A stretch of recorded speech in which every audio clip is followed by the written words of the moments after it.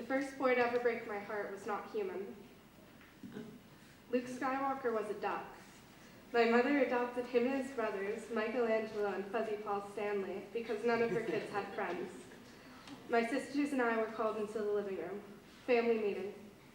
Mom pulled out the ducks from the inside of her hoodie pocket. Ecstatic, I went outside and screamed to the world that I had a duck. I had a friend. These fluffy yellow things relied on us to keep them alive. When the boys got older, we had to keep them outside. They got bigger and bigger and stopped relying on us.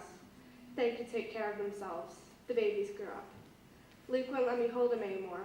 He would run if I got too close. Once I was so upset that he wouldn't let me hold him that I had to corner him and pick him up with force.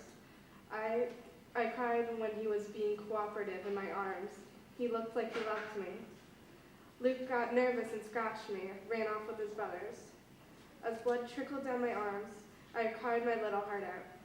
My little boy didn't need me anymore. Weeks later, Michelangelo ran away while we were out of town.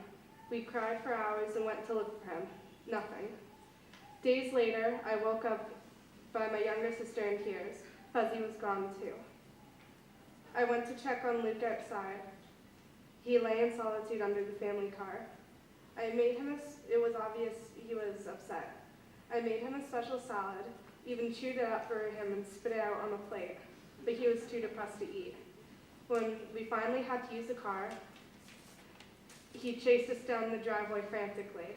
Luke fled underneath a friend's car and poked a hole in the tire. He ran away the very next day. That was the first time my heart had ever broke. Our boys ran away. They didn't need us anymore. We never saw them again.